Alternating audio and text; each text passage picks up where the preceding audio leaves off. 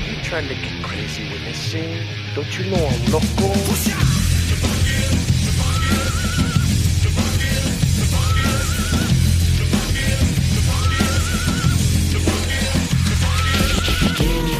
We started in around 1988. We started with a club named City Nights, and that didn't work out. And some other guy that used to hang out with us, Richard Para, he kind of hooked up with the guy from Phoenix, I think Marty, and Big Rich. And we sent them some pictures of what we had, and they sent us the plaques. And then in 88, 89 is when we started.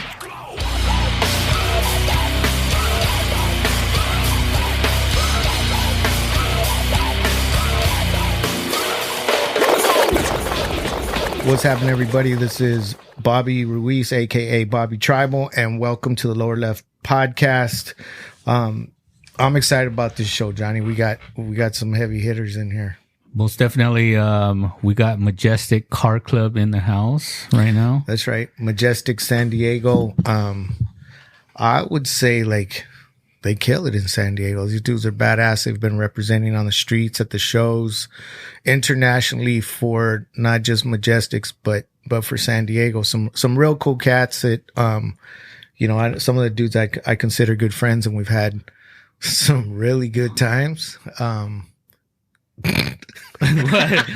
Birds buying drinks? I look at Bird. I'm like, what? You know what I mean? Are we back in Japan on this? Yeah, that was, actually that's exactly what went through my head. That's why I was like, it kind of caught flashback. Me. You and Carlos that one night you were there, right? Yeah, Johnny? Yeah, it was fun. Yeah, that little bar across the way. Yeah, that classic legend show. That little closet, huh? Yeah. In Japan. So, but we were playing quarters, huh? And I lost. You did, and Carlos found a way to like really make that. Yeah. I don't know. Maybe we should just leave that. See, I remember. We'll just leave that one where it is. But SD Majestics. Fuck, man. If you've been to Chicano Park Day, these guys do it the best. Yeah. Like they got the pad right there, the big blue house. Those are Majestics. That's usually where you find me. Like I'll walk around for a bit in the morning, say what's up to everybody, and then I kind of find my way to the Majestics house because, they've got the best party, right? Like, and they've been doing it that way for years, and it just, they take care of people, and it's always a good time. They're cooking, they got drinks, they got music. It's badass. So, welcome. Thank you. Glad to be here. Thanks for having us. Yeah, you're welcome. So why don't we start? Just introduce yourselves and a little bit on who you are, your background, all that kind of stuff. Don't have to tell us how old you are, Bird.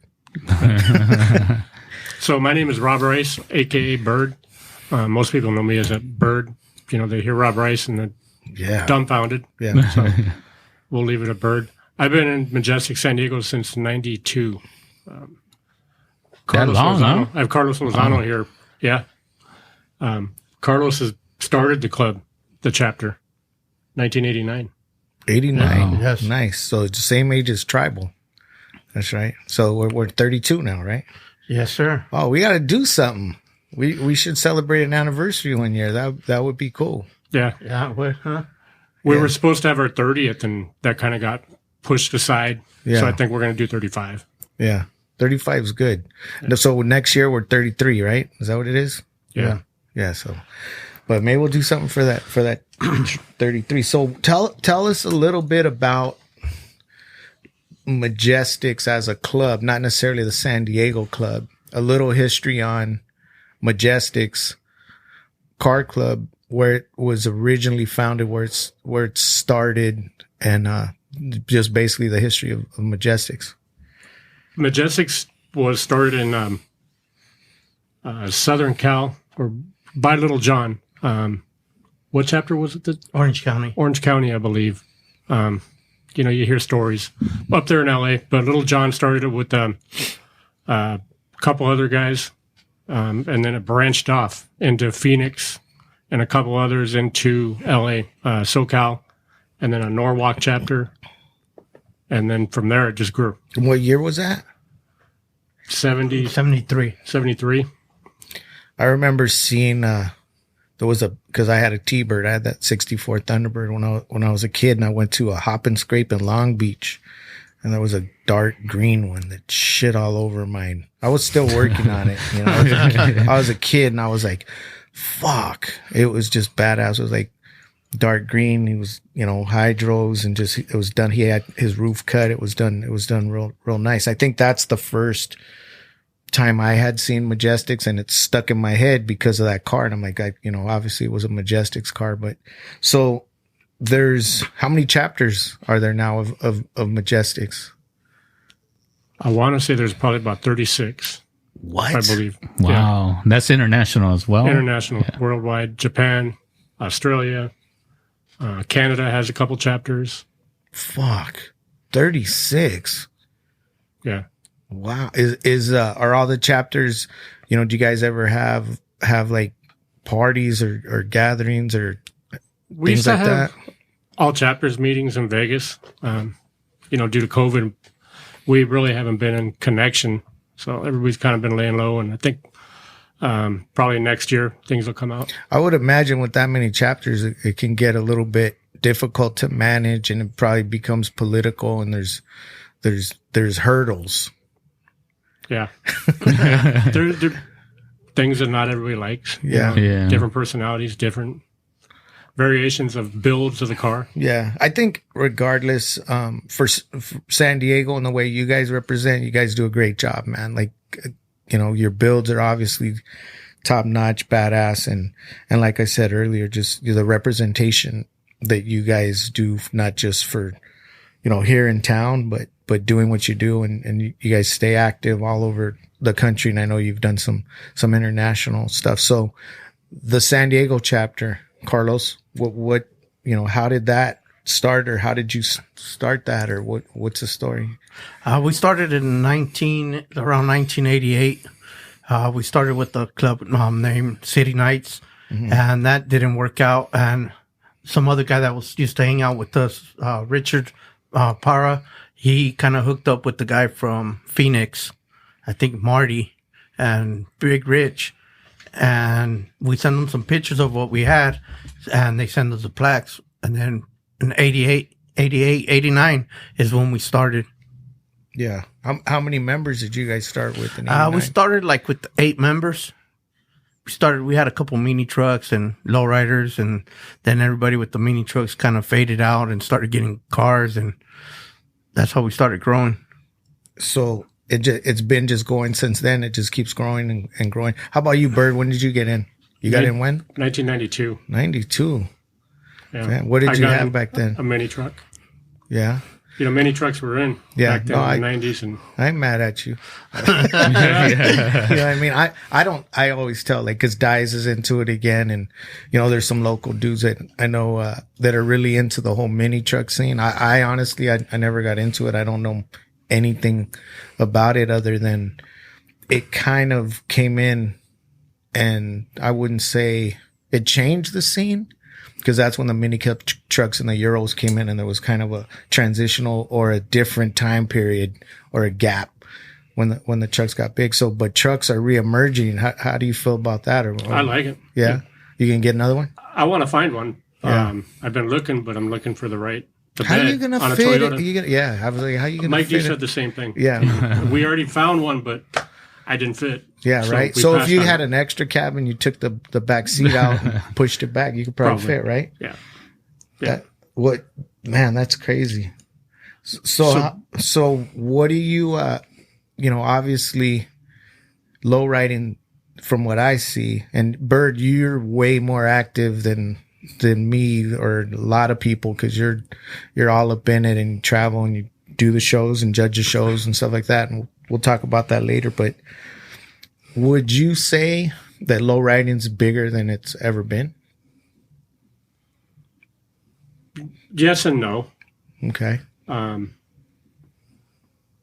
past 5 years, it seems like it might have died out a little bit. Like it might have peaked at some point, and then it just kind of came down. Mm-hmm.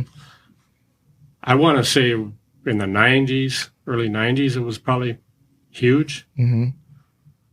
Bigger than it is now? Yeah. My opinion, yeah. Yeah.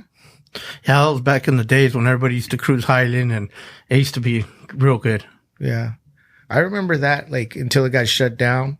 But I remember that in the 80s, like the early mid to late 80s. By the 90s, I was in school, so I wasn't, really into that. I was just trying to survive and get through school. But man, I see it like crazy. Like I was out the other night and just seemed like just it's huge. Well, I think part of the problem why you're seeing that right now is because of COVID, and it seems like everybody's been put away on the shelf for the past year. So we went to Elysian Park a couple of weeks ago, and it was just stupid packed too. So Yeah. I know what you're looking at, but it seems like everybody's being let out right now. That's why, Right. because of COVID. What about quality of the builds? That's where I think it's grown, and prognosis quality's gotten better than ever was back in the days. And especially for us, that's one thing that we've focused on is the quality. Right, our because builds. like you get some builds that are like here, and you're like your baseline is like here, and then you're like, oh shit, no, we gotta go up. You got one notch them. It's like a friendly competition, right? Just having fun doing a build. It is, and I think some of our members that we've had just say, "Oh, you guys are taking it to a different level," and some of us can't afford that, but we just we're trying to be the best. Yeah. And for us, Majestics San Diego, we've always tried to uphold the standards, and we pretty much do. All the other chapters look up to us. Yeah, rightfully so. From what I've seen. What about Arizona and what is the scene like out there? I know you're active. You do this. How many shows are you at a year? Usually 20, 25. Oh shit! And that's you. That's shows that you're out judging or participating or both. A lot of judging. Yeah. Yeah, I'm blessed. Yeah. And that's where I get to see the qualities and the standards too, is when I'm out looking at cars and I get my ideas. And Yeah. Fuck, man. So what would you say is, the standards and the quality of what the builds are looking like these days, and what has blown you away? Like some shit that you've seen, you're like, holy fuck! Like in regards to quality or a particular car. I don't know. Being a judge, I guess you got to kind of, You got to be biased. I don't know. You can't show favoritism. Yeah, but see, and we've had this conversation because we're friends, and I've had this conversation with Mike too, is, there's things about judging cars that, in my opinion, and like we've talked about this, so there's cars out there that have everything they need to do to get the points, but they're ugly as fuck, and they win, but is there a category? Because if somebody's judging, I think they're judging because they have credibility and people respect or value their opinion, their taste, and they've been around long enough and know enough about the culture to be a judge. Is there a category like because you like it? Because I'm a judge and I think I'm going to give this card, there's, you know what I mean? Like a class, like not the class of the car, the class that the car is in, but a class award or a taste part of it. You know what I'm saying? Like this is what the judge thinks about the car. You know what I mean?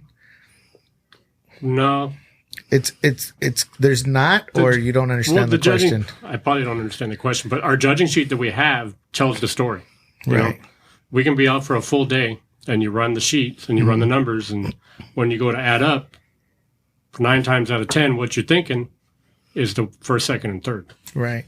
But I mean, is your opinion important in judging? Oh yeah. Rather than how much engraving or chrome or what the paint and interior looks like. So can someone build this weird question, a really fucking ugly car, mismatched colors, and have all the right shit to get points and win? Yes and no. We might put a little asterisk by it. Like, It could be a shit bucket just covering all the aspects of the judging sheet, maybe. right. And then, but something else is better. Yeah. So you just have to You see what I mean, though? I guess that was kind of a different way for me to rephrase the last question, you know, because like I said, and I've seen cars that win and they're, you know, they did everything right, but there's no taste, you know, or maybe it's a different taste, I would say, but that's, you know, I guess it's kind of just everybody's opinion and how they like the car, I guess. Yeah. You know, I think a lot of people build them they go on the points, right? right. That's what, like you said, it might look ugly as fuck, but they're going for the points Exactly. to get the top point. Exactly. Whether they don't care how it looks. Exactly. That's what I'm saying. Well, a lot of times when I'm out judging individuals that are trying to compete for, you know, the first, second, or third, stop me and ask, what do I need to do? Right. You know, and I'll help them out. And And show them where they it's- lack, and it's a I'll tell them, fair- hey, your paint is not working out. Yeah. You know, you got everything else going, but your paint, Right. or, you know, you don't have no undercarriage points, or, Right. you know, no And motor. those are completely fair, valid questions, because they want to be competitive. They want to know, well, what am I being judged on? But, yeah, that totally makes sense. And how's your experience been with guys that just won't accept, you know, your opinion or your grade on their? But that's their what I'm deal? saying. There's not the opinion, the personal opinion doesn't really be taken into consideration, right? No, we run the sheet, and whatever the sheet, you know, adds up to, then Yeah, we're I guess pretty it much is. done. It is opinion. There's some man. divas Yeah. out there that Well, won't take yeah. no for an Yeah. answer. I do have, when I am judging, you do have an opinion on the paint. Right. You have an opinion on the upholstery. You Right. know, Yeah. That's what I think. That's right. Yeah. So, you know, Fuck, man, some people they might not agree with it. You It's know, a there's- tough job. It Bird. is. It's really a tough job, and I respect you for doing that, obviously, and Mike too, and the people that I know that have to do it. And I was talking to, shout out to Mike D, and this episode is brought to you by Davey Auto Body. There you go. You know what I mean? We'll just put it like that, even though Mike kind of stood us up today, but we'll still give him that. But Cool. shout out to homie Mike D. But yeah, man, it's interesting, like just and it's difficult. It's a difficult thing to do. But he was telling me the other day that, you know, judging a car, you could walk past the car, and you know, you spend 3 minutes looking at the car, 4 minutes looking at the car, and people get pissed off, like, or not even that, like, hey, you didn't even look at my car. And Mike said, well, if I gave every car a half an hour, I'd be here for a week judging cars, you know? So you got to kind of keep it moving, and you can tell that, you know, within the first minute, if this car's really worth judging, like really. Correct. Yeah. That, You know, you have to manage your time. You have Yeah. to manage time when you're out and about. yeah. Especially if you have 100 cars to judge in a day. That's a lot. 100 cars times 5 minutes, you know, or 20 minutes, and then the people that stop and talk to you and ask you, Damn. you know, what do I need to do? For the better part, judging's gotten easier because the quality has evolved into a lot better nowadays. I'll say that. Yeah. You know that we have a bunch of friends who recently here in San Diego busted out some quality Yeah. builds. Yeah. You San Diego's, it's exciting right now, man. Like I mean, I'm just sit back and watch what's going on. It is really exciting. Yeah. And there's some super, super quality stuff coming out. And I think San Diego's pretty tasteful. I mean, and classy, and you're getting some nice, classy, well done builds. Yeah. You know, there's some badass shit. We had our time, Majestics. We had a good year, a good stretch with some quality rides, but there's people trying to knock us off as, you know, contenders, or they've already knocked us off. Yeah. And You it know? goes back and forth. It does. And that's what I think keeps it interesting for people like me that are just kicking back and Yeah. Watching. and watching it. And it's fun though. But you know what the good shit about San Diego is? It's always friendly, Yeah. and it's a good time. And It wasn't like that back in the day. no, it wasn't. But now, you know, you go to, like I said, Chicano Park Day, you go to the Majestics house, everybody's up in there. Yep. And everybody's welcome. And it's always friendly, man. Like you could, you know, it's competitive, but it's still friendly. Like going back to even that, you know, trip to Japan, or just anybody can go anywhere. Yeah, you walk by on Chicano Park Day, you see Majestics, all the rides out in front, the house, everyone's out in front having a good time. We talked to Amigos about Chicano Park Day and how like hectic it is. It is for them, like running the show and doing all that. How is it for Majestics? Because not only are you guys taking the cars, you're getting everything prepared for not only San Diego Majestics, but I'm sure other chapters and other people from other areas. I mean, because like being a host, that's a lot of work, you know, on top of, you know, the stress of Chicano Park Day alone. What's that like? For Chicano Park, we started setting up 2 days before. We go to the house and we meet. We set up canopies, tents, tables. We get everything there. And then the Friday before, we're out shopping for food and beer at Costco. And we have other chapters or guests coming in. And we'll have another meeting. And then Saturday morning, then we're waiting for Chicano, for Amigos to give us our call. Bring the cars in because we're usually the last ones to get in, so that we don't. Because of where you guys are at, your position right there. And Amigo's been great to us the past years. We started with 10 to 20 to 30, and they usually give us 35 spots. Yeah, because we have a lot of chapters that want to come. And that's a hell of a lot of work, man. Like just setting that for them. Like that's one thing I was kind of like. We mentioned in the podcast that a lot of people don't understand. Like you've done shows, being you still do shows, and you know I've done real small shows compared to what you guys have done, and I know how much work that is. But shows of the magnitude of the stuff that you do. So what organizations are you involved with in doing shows, and are you their companies, or who owns these shows, or whose shows are they that you're judging and that you're? I work for Torres Empire, Sam Torres. He does a couple shows a year, usually Los Angeles, Dallas, Texas. I work for Tony Arizona Events out in Arizona, the Arizona Super Show. Yeah. And then a lot of like little clubs, like Nightlife Santa Barbara. I started off with them, and Imperials back in the day. Those are the two clubs that started me off for judging, me and my guys, me and Mike. And so Nightlife Santa Barbara and then Imperials Hawaiian Gardens, started off with them. And then from there, it just kind of branched off, and we got hired to do a bunch of shows. Worked with a couple guys up in Sacramento with Impala's Magazine, judge for them. So just kind of been blessed and hired over the years. So what cars do you have now? Just a 61. Yeah, beautiful car. I'm redoing it. So Are you? It's not beautiful right now. Changing the color? That's what I'm contemplating. Me and Mike D are trying to figure that out. That's one of the hardest things It in is. any build, like picking a color. And then, like, if I go out, like I went out this past weekend, the body's off the frame right now, and everybody's all, "Man, you're gonna go away from baby blue."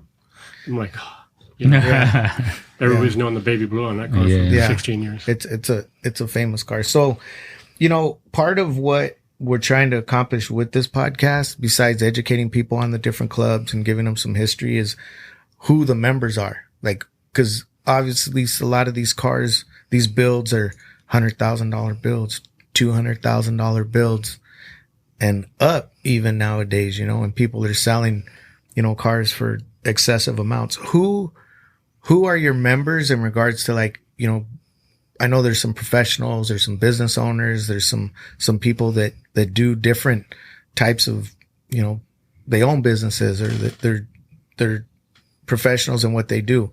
Tell us a little bit about the Majestics members. These guys are looking at each other. We're blessed to have Mike Davey. Yeah. Davey Auto Body does some paint work for us. Yeah. And then we got Miguel Miggs. He does a lot of our building for some of us, and he's amazing, dude. Yeah, that dude's he's like the sickest. Well, we're lucky to have him if we can get to use him, because he's a busy guy with everybody else's car. Yeah. Too. He's probably I'm gonna go ahead and say it, like, he's probably the best assembler in San Diego, like, by putting cars together. Hands down. And like this, he's so meticulous and clean, and, you know, badass dude. Yeah. We have another member. He's a newer member, Chava from STR. There's Restorations. He does some work. And then, like him, he'll put his car together himself, you know, or his brother, Adrian, in Tijuana. Adrian's or Lozano's Auto Restoration. So, And then you have a member that's opening a restaurant, right? yeah, we got, we also had Premier Auto Works in Tijuana too that's done some work for us. He's another, our Tijuana chapter. I forgot to mention them. wow. So, yeah, forgot to mention them in the beginning. Yeah, and then we got Jose. He helps us out. That's where my car's at in his backyard, so he does work. And then he's also opening up Tres Catrinas. Excuse me, Yeah. I'm Gavacho. I'm a white guy. So, my Spanish is... I've always thought you were one of us. Yeah. Yeah, You know? I'm treated that way. Yeah, you are. But yeah, Jose's opening up the restaurant right there at Chula Vista Mall. Mm-hmm. Should be opening up this week. It looks badass from what I've seen. Oh, Like, that's the You're new gonna one, love right? it. Yeah. Like, yeah, I've seen You're it. going to love the theme. Yeah. You know how you are with themes and yeah. stuff. Yeah, I've seen some of the artwork, and I've seen, I think, Katrina dolls and Wake, Kevin Wake did the bar, The bar. right? Badass. That dude's sick too. yeah. Like his imagination is far out. He does some real trippy thing. What about you, B? What do you do? I know you work with, like you did that show for a while with the Navy Hospital. Yeah, I work at the Balboa Naval Medical Center. So for the past 6 years, I think we've had Lieutenant Dan, which is from Forrest Gump. Gary Sinise. Gary Sinise, Yeah. thank you. Couldn't get the name. Yeah, I was trying to get that one too. He comes and throws a big event for the wounded warriors, the soldiers. He started right after the war was pretty much done, and he'll come and he pays for everything, food. He pays for all that out of his pocket? Oh yeah, from the foundation. Well, he has a foundation, right? Yeah. So, and we just, the first couple of years was cool, and it kind of got boring trying to keep everybody there. And what can we do? So I told my boss, I said, well, we can tie in a car show, incorporate it. Yeah. And so he goes, yeah, do you want to do that? And I said, yeah. I said, well, we're not going to charge them, are we? And he goes, no. So now everybody wants to come. Yeah, I bring in it's a fun about show. 100. It's really nice. Yeah, you've been there. Very, very well done. Very, So, like yeah, you've been and it's like I have it. It's a cool family show, and the music's good, and it's a real nice kickback show. Yeah. So the free food and burgers, dogs, chicken breasts, and then Gary Sinise brings in some celebrities, and then he's in a band. He'll bring in his band from all over New York and the West Coast, flies them in. You guys gonna do it again pretty soon? My boss said maybe October or February. When we're through all Everybody's dying for something, so if we Yeah. can do that thing. Everybody will be there. Yeah, so COVID is kind of everybody's ready to get out. So, what'd you think of so how many times you been to Japan to those shows? Just once. What'd you think of that show and the quality of what you saw? I called back and told everybody when I came back here, I said, we ain't got nothing on them. No, not anymore. Nope. Uh-uh. They've bought some cars from here, like, my buddy Smiley, his Undertaker. Uh-huh. I told him, I said, they took that car back and just took it to a different level. Oh, no, I did it. But what they've done to the cars over there, now we're learning from them. Mm-hmm. I told everybody. What do you think that they've excelled in mostly out there? Quality. Some of the paint jobs. Yeah. They some of the paint jobs, they went far back. Those, the textured ones. Yeah. The ones that have remember that one, Johnny? It was like a silver 59. That had like textured pattern. Oh, yeah, that one. And then they did that 58 the same way. It was silver. And then the way they display their vehicles. They display totally different. Like, doesn't matter what it is. It could be a rat rod, could be a lowrider, could be truck. But everything's got lights around it. Yeah. They have a better display. Just more thought out, more just intricate. And the discipline I think that they have is what's really insane. Excuse me. We came back, a lot of us that went to that show, and it was more than a show for us. Like, we all got to hang out and play quarters. But that little tiny bar was a shit. Like that's kind of the spot out there.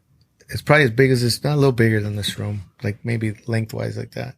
Yeah, it was narrow. Yeah. Narrow and packed. And yeah. No social distancing. Just badass. And I think back, maybe 50, 100 people, maybe 100 people from out here were out there. Would you think probably something like that? Yeah. But the people that I've spoke to, including myself, I would say that's the funnest best show I'd ever been to. And I don't think it's ever going to happen again. What did you think? I thought it was the greatest thing on earth too. Right. I thought it would happen again, but it doesn't look like it. I think Orio's sticking with his. There it is. words. You've got a project. Let's try to make that happen. That would be fun. You're the man. No, you are. Not me. Not Not me. I would never. I don't have like what you do with judging and all that kind of stuff. That's difficult, man. Like that someone has to do it. I'm glad it's not me. For Oreo not to do it again, it must have been. I think pretty tough. They had some conflict between the promoters of the people, Oreo and the other guy. So I don't know. Who knows? Maybe it'll happen again, or someone can push the right buttons and break them off or license it, or you never know. There's ways to do shit like that. And I think what would happen, just because of everybody that went and talked about it when they came back, would be you're going to end up with thousands of people from Southern California out there for the next one, just because of how badass it was. You got to get out there, Carlos. Yeah. Yeah. Next one. Yeah. That's what I mean. Everybody's ready to go to the next one. So I don't know. I'll start poking around, see if we can find something, make something happen. I know Sam Torres was talking about doing a show out there too, right? He was. Yeah. I think he's talking about Vegas too. But we'll see. Is there, what do you know's going on this summer? It's still kind of up in the air. Sam Torres has, he's not doing LA. He's doing Dallas in July, end of July. August, there's quite a few shows around here, and then up and down California a little bit. We're still on restrictions, or nobody wanted to entertain, even try to do something and get shot down. Yeah. So a lot of promoters. You've got a Summer Madness, right? August 8th. Yeah, that sounds exciting. Is that at the Bay? Yeah. I'm excited for that show because I mean, fuck, man. Like, I know how to lay out shows. You how to take care of people. But yeah, no, we want people to be able to come and, the right people to display their vehicles the way they want to display. Yeah, exactly. And not just pack them in. Right. I mean, me, dude. It's quality over quantity. Yep. And if it's just making the best of what you have. So that's going to be a badass show. Yeah. Some shows are all about numbers. Yeah. But myself and Ray from PPG, we're doing that one. And we're about quality, and we want people to be able to showcase their vehicles, and especially some of the things we got coming out of San Diego right now. Yeah, let people see them. Yeah, that's the ones that need to be seen. That's important. So what's the date on that one? August 8th. August 8th, and then I'm not sure this will air before August 8th for sure. And then you have one in I have one in June 26th and 27th. Yeah, and I'm doing one with Miguel from La Vuelta, and with Jose from Tres Catrinas. Yeah. They got the connection there, the Chula Vista Mall, so we're using the top parking structure. And they're bringing in, his group is bringing in the concert, Mexican performers, El Flaco Angel, and then Banda Renovacion, and then Miguel and Jose are big on Duran Jones, so I think we might have them. We're working on it. I don't know who that is. I'm kind of tapado. Yeah, me too. I'm all about the cars. Those guys are taking care of the music. Yeah. And then we're going to have probably about 100 cars and be able to showcase some of the San Diego cars and a few cars from LA are registering too. Yeah. And, let them. Did you call Elite yet? Yeah, Albert, they got something going on. You seen that 58? I know the 58. Yeah. They did it again. And I think they always do it. Yeah. The shout out to the Dalvas, man. Like, I'm super just blessed, fortunate to have them not only as really good friends, but they have my bomb. So it's already been painted, but they're going to help me with some mods and assembly, and Albert's got his hands in it. So I'll just leave it at that. I don't know what's going to happen. If it's there, how it's going to come out. You never know what's going to happen.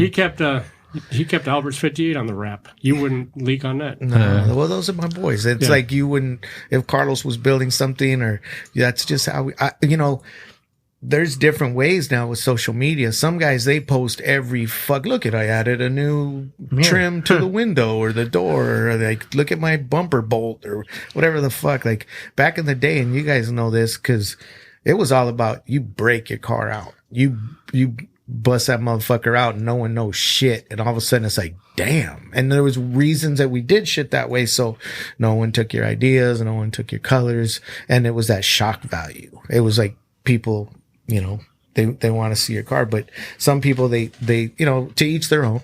If they want to show everything before the car busts out, then that's their way of doing it. For me, I just little peaks here and there, but for the most part, I like to do it like that. But little Albert got down on that thing. Yeah. And you see that interior? Yeah. You seen the car in person? I haven't seen in person, just pictures and some up close. The D'Alba cars, you can stand there and look at them all day. Though. Yeah. Just like when El Rey came out, you could see that thing 6 times and you caught something at the next show that you didn't see the previous show. Yeah. He changed the game, man. Like I when I saw El Rey for the first time, I stood there you were with me, I think, Johnny. At their the shop? Grand Nationals. No, El Rey. Oh, yeah. I stood there with my mouth probably hanging open, like, holy fuck. Yeah. Like, just, and the 58's kind of on that level, and they play by their own rules, and they're not afraid to do other shit or stuff that, yeah, man, that's, so you said they have something that day that they're. Albert, I invited Albert. I talked to Albert. I gave him the invite, and he said they might have something, a family function going on. Yeah. I'm not sure. Yeah, that's a shit. So what do you think about just the whole lowrider scene in San Diego, how it's progressed and where it's at now? You want to take that one? You haven't talked. That's well, like Johnny. It kind of died out for a minute, but it's starting to come out, especially with the COVID. Now you see people kind of got on their cars and, you know, they let you loose a little bit, and a lot of people are starting to come out. Yeah. You know, the last Vuelta last week, it was bumper to bumper. And it's the same thing, you know, people are happy to get out. They want to get out. Mm-hmm. But I think it's going to be a good summer. You guys, you use that house there too for La Vuelta, right? Yeah, we park out there in the front. A lot of people know that's where we park, so they kind of respect the parking there. They'll let us. Yeah. They'll leave it open for us. Or else. Yeah, that's or else you're not invited. Yeah. I think Amigos started with us, you know, and worked with us, being that they knew we were there. So now when La Vuelta does something, he'll give us our space, you know, right there. And then rightfully Marcos so, from man. It's his Impalas, pad. when they do their Day of the Dead, you know, they'll give us the space. So that's kind of become now that iconic Majestics spot. You know? Right. Yeah, everybody knows about that house. Fuck. But the promoters and, you know, they know, come have a beer. Yeah. You know, and that's what's cool about you guys is you're always so, you know, you're friendly, you're you know, people don't trip. They go to that pad and everybody. Yeah, we welcome them. We cool. like seeing the different shirts that's the what, collabs and individuals. And you see that, bro. And that's kind of, you know, what I was, you know, when I talk about San Diego to people, or even people I know from other cities, they talk about the vibe in San Diego. It's positive. And there's, you know, I don't think, you know, there's friendly competitions and everybody has little whispers in regards to competition, talking shit, but it's always good. Like good when you run into people and everybody can party together and, you know, have a good time. And, you know, we're blessed to be here and do shit like that. What you think, Johnny? Johnny's always. I think there's some people that have screws loose in their head and they pour all kinds of money into it and it's badass. And then somebody else, the same personality, comes and tries to outdo them, and it's good. I would think it's good because it's sort of like you inspired other people to step up their game. And then it's all about, you know, cruising and showing your ride and having some pride in your art, you know. Right. And San Diego, I mean, you see the 58 rags coming out, the 59s, you see the G bodies, the Impalas that are fucking rolling down the street, but like they're car show material, like on platforms and all that spinning, but they're cruising down the street hopping. Like that's the shit. Yeah, that's legit. And everybody knows, the clubs here in San Diego and who's who and who has what. Yeah. And Majestics is one of the top clubs, in San Diego. I don't know too much about the other chapters in the other cities and all that, but everyone here in San Diego is real close. We all know who's who and who's, doing what. So And I know you guys probably got some shit under wraps too coming, right? We got some builds. Yeah, see, we got but words. that's the old school way. You know what I mean? That's kind of the fun part of it for me. What do you think about? Because we've all seen how ridiculously out of control the price of cars have gotten. Like, hard top 59s going for $100K plus, rag top 58s, 59s going for 200 plus. Hard top, just cars, the price is getting out of control. Why do you think that is? And what is like the craziest price that you've seen something go for? I think I've seen a 58 or a 59 go for like 250. Mm-hmm. And just a few people inflated the market, early. You think it's just a few individuals? I think it has to do with the cannabis industry too. You're right. Mm-hmm. You're 100% right. Mm-hmm. There's a lot of that. Yeah. There's, more so than we know, Mm-hmm. Especially up in Orange County. And I think part of it is people are realizing that there's only so many of these cars and they ain't making no more. And it's like the new Lamborghini, especially people that are kind of grew up the way we grew up. They don't really, Mike wants a Lamborghini, right? Mike. Yeah. That's next on the list. Or there's people that want, but a lot of people, they want that 58, 59 rag. That's the big status symbol now. If you're fucking into the streets or you grew up on the streets or in our culture lifestyle and you become successful in your business or whatever the fuck it is you're doing, that's like the ultimate status symbol, right? Wouldn't you say, Carlos? Yep, that's the Lamborghini. Right? That's the Lamborghini. And they're not making anymore. Right. And if Bird and me have the same business or we're doing the same kind of shit and Bird went ahead and got that 59 rag and I look like a loser in my whatever the fuck I got and my, whatever, I got to try to get that 59 rag. And guess what? That you're going to pay 100. What? Fuck, dude, you can't touch a 59 rag now for what? Under $150? Yeah. Yeah. That's crazy, right? And then you see these dudes on social media that are just pulling them out of barns left and right still. Yeah, barn finds and farm finds and Out of the woods. That's like that to me. It's like that kind of money. It's out of control, but finally what I've been telling my wife for years, it's like, it's money in the bank, babe. It's fun. Just kick back. That's what I say. Yeah. I think that's what we all say. Like, it's money in the bank, but you know what? It turned out to be better than money in the bank because the amount of money that we've seen our cars appreciate over the last fucking 10 years is probably 4 times better than money in the bank. So now we should you keep going, but who knows if that shit's gonna crash or keep I was going going. to say that It's going down a little bit. It's going down a little bit. Yeah. Is it? Yeah, because the hard tops went up to like 50, 60. That's crazy. Yeah, and I was watching it yesterday. They kind of went down to the 30s now. You talking about 2s, 3s, and 4s? Yeah. Yeah. Like to get a clean 2, 3, or 4, you're in it at least 35, 40. Yeah. See, that's kind of like what I was saying earlier about people getting to know these clubs and getting to know these people. But, you obviously started when you were a kid, right? Right. Like how old were you when I you was started? 17. 17, right? So I started building my car when I was 15 because we could afford it. And that's what we had. For a couple, Right. two, 3, 4, 5 grand, you were doing things already. Like you had a job, you were in the mix. You were able to go to the junkyard and get parts Exactly. for a couple dollars. Exactly. The mirrors, right now you go to the junkyard, you can't even find an old car. Yeah. Exactly. You could build your own shit, work on your shit. You can, take it apart, put it together. And for, dude, 4 or 5 grand, you were on the streets and you were doing it. Right. And we were kids. Now, how many kids do you see that are in their, let's say 20s, teenagers, forget it. Yeah. Like there ain't no teenager. Yeah. When's the last time you seen a teenager with a lowrider that bought it himself or that had a job and was able to get a fucking ride? But even kids in their 20s, bro, it's pretty fucking rare, right? Yeah.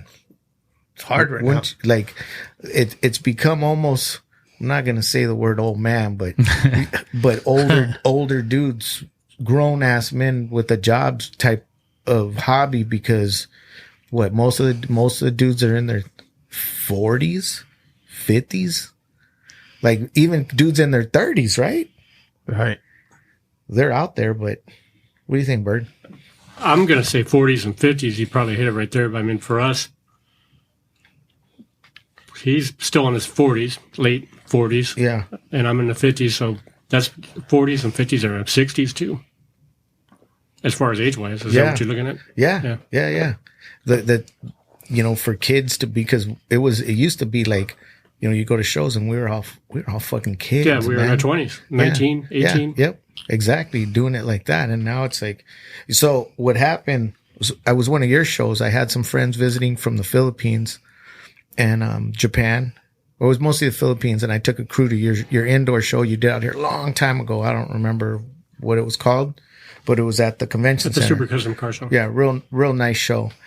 And I took these dudes to the show and to look at the cars and, all pumped up and shit. And so we looked at the show and they're super impressed. And, we go have dinner afterwards. I go, hey, so what'd you guys think of the show? I go, they go, oh, beautiful cars. It was like so much fun. It was super cool. He goes, but one thing I noticed, I go, what? He goes, mostly older, fat Mexican guys. Really, motherfucker? And that was my reaction. Like, really, motherfucker? Like, really? And then I thought about it and I go, yeah, pretty much, that was just his perspective and no disrespect to the cars or the car owners, but the reality is when you go to these shows, it's mostly older dudes, you know what I mean? Well, how many fat people did we see in Japan? Fuck, I don't know. When you go there still, they're not that many. Yeah. We're all dying to go back. So calling Japan, can you guys hurry up and do another badass show so we could all go out there? Another thing about shows I think that's changed since like the 90s was when everyone was younger, was you would see all the girls half dressed and all that. Now you don't see that, because now all the lowriders, they have families and they have their kids there, and you don't want to see that shit. It's true. So that's another characteristic of old fat Mexicans. Yeah, right. That's kind of where we're at, right? Like, but who knows? What do you see? Where do you see it going, Bird? Lowriding? Yeah. I honestly, dude, I look at you as an authority because, obviously you see everything. Like you're out there judging. Plus different like geographical locations, right? Because like I don't know about the rides like in Northern California or like Texas, the different style. He does. Yeah, like they're all different style. Yeah. Are they? Yeah. What do you see that's different? LA has the highest standards and quality. Just but the painters. Wait, hold on. Even more than some of what San Diego's bringing now? Because I don't know what the fuck you can do more than some of these cars that are out here in San Diego already. Like shit that you guys are bringing, the clickers are bringing. There's some heavy hitters out here. Yeah. You know what I mean? That I see it right there. They're up to. We're a handful. LA's got a bigger population. I'll agree with you there. The professionals. You got Southside. You got Los Angeles. Yeah. And Southside, I think, is the one that raised the bar. Yeah. And got everybody looking, and we got to get there. They had that style that they brought that was very uniquely Southside for a long time. Yeah. The quality of the builds. Yeah. So where do you see it going? It's growing, especially here in San Diego. It's going to continue going. What's the difference in the style between what you're seeing like in Texas and the types of cars they're doing, huh? Is that what it is? Yeah. Honestly, those outlying areas that you're mentioning, like Arizona and Texas, they're buying cars from LA, from California, and they're moving them out there. So when we go over there, like my old Monte Carlo that I had years ago, I'll see it over there. But It's just I don't think they have the resources, the painters, the upholsterer guys, Chrome shops. the chrome shops. Especially like on the East Coast. I know one of our chapters out there. It's cheaper for him, or he has to drive out here to the West Coast to pick up chrome, or drop it off, or he mails it. And that's the other thing now, just the cost to, like, I tell people when because there's some tattooers here, they're youngsters, they're in their 30s, late 20s. Actually, one guy in his late 20s, believe it or not, Isaac. Isaac's that young? Yeah. Oh, shit. Isaac's he wants a 2, 3, or a 4. So heads up, if you guys know of any 2, 3s, or 4s that pop up, let me know. But I'm telling him, like, fuck a project. Like, I'm not doing it. This is it. This one's my last project, because the cost to build a project is way more than spending that 35 racks, 40 racks for something that's solid, that maybe just needs, suspension and wheels and tires, and maybe your own special touches to it. And you put another, $6,000 to $10,000 into it, and you should be good, at least on the street, and having a good time representing, right? As opposed to building a project, paying for everything separately. You're going to hit, what do you think? Like 50, 60? Yeah. Right? Yeah. No, if you have the money, or if you're short 10, I mean, finance something and you can buy one, but unless you want to put your brand on it.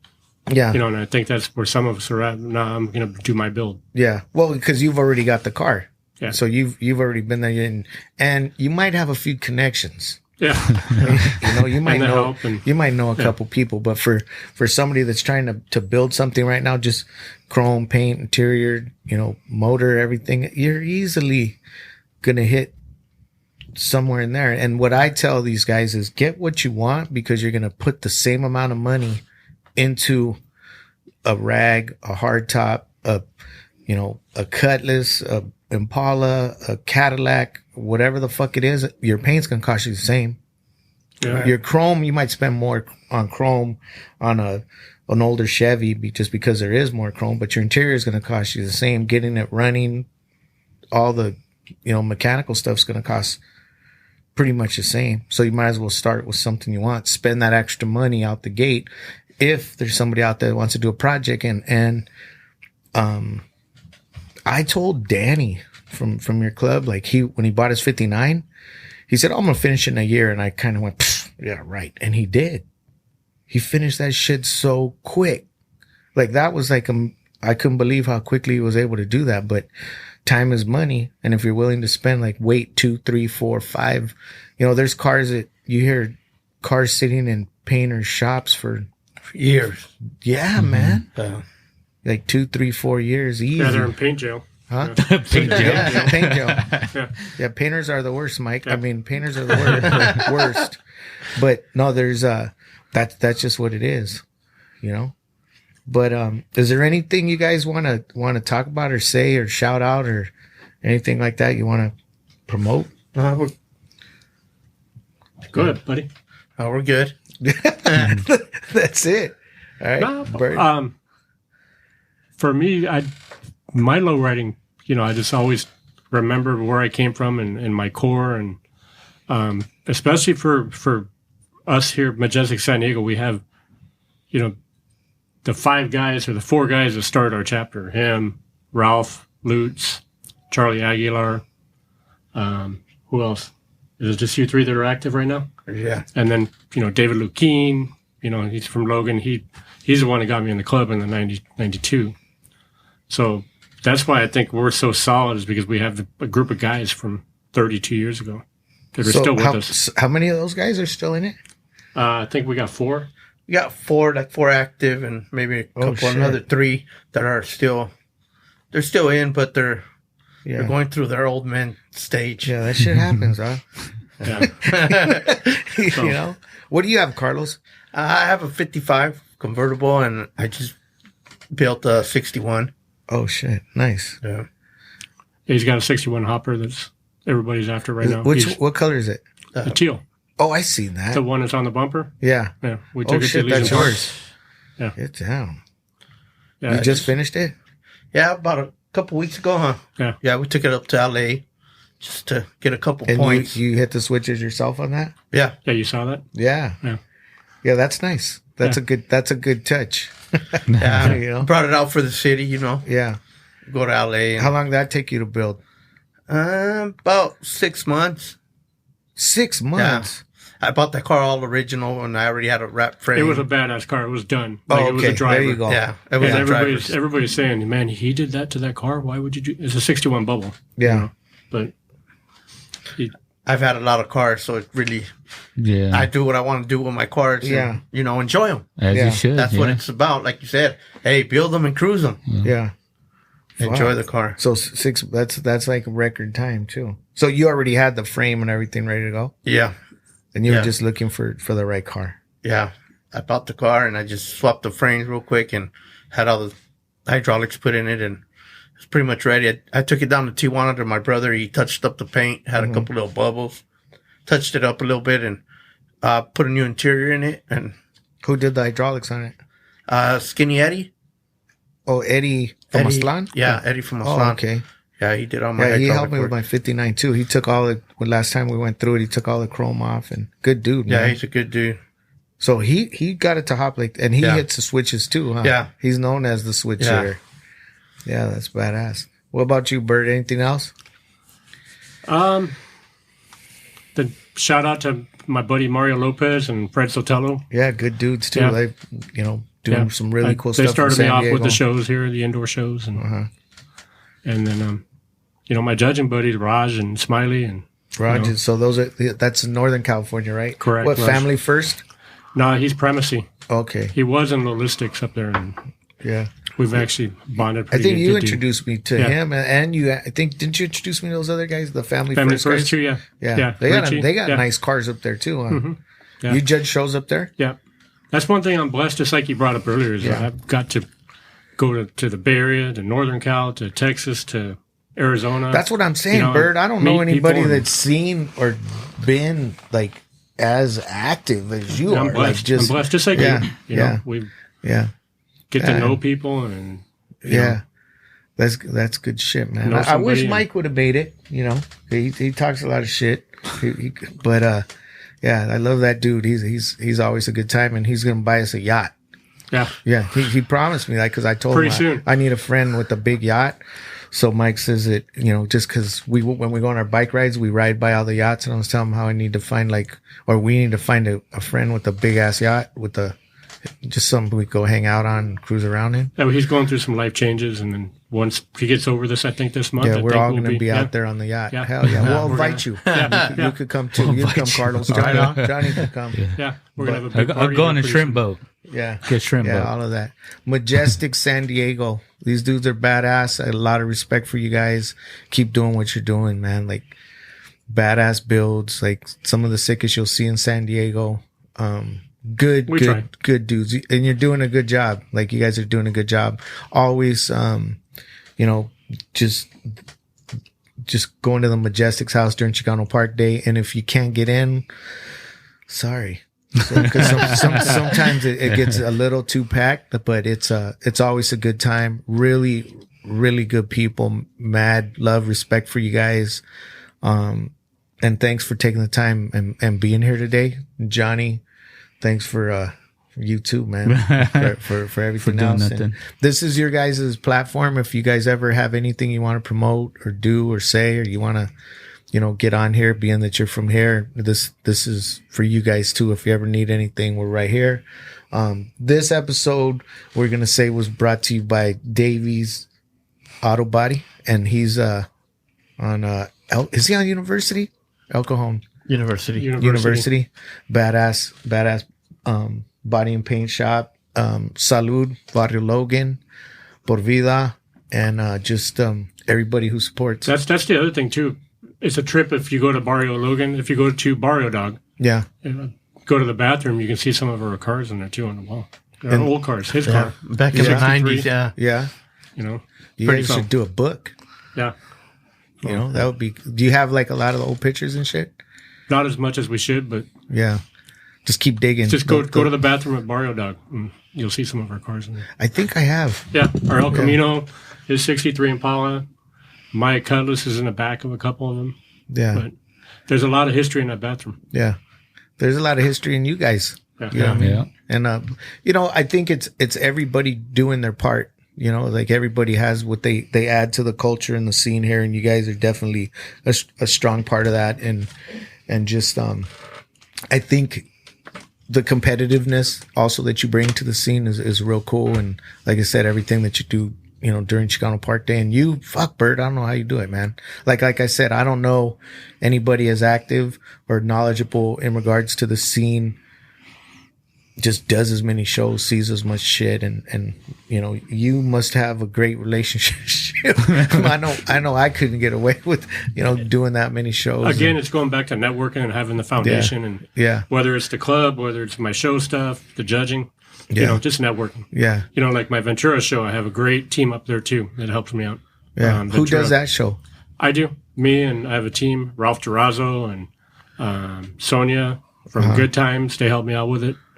So they do a lot of legwork up there. And then, you know, my wife helps me out. And that's usually Labor Day weekend, or when is that one? That one's September 12th this year. Oh, usually okay. it's in March, but due to COVID, we've been pushing it back and back. So we're September 12th, Ventura. We're getting ready for just some nutty shit happening. Like I think with lowriding in general, just it's the scene's gotten nuts. But thank you guys for coming, man. Thanks for having us. Thank you. You know, and I appreciate it. So, Bird Carlos, Majestics San Diego, Lower Left Podcast, 17th and Island, San Diego. Johnny? Blessed to be here. All right, man. We're out. Peace.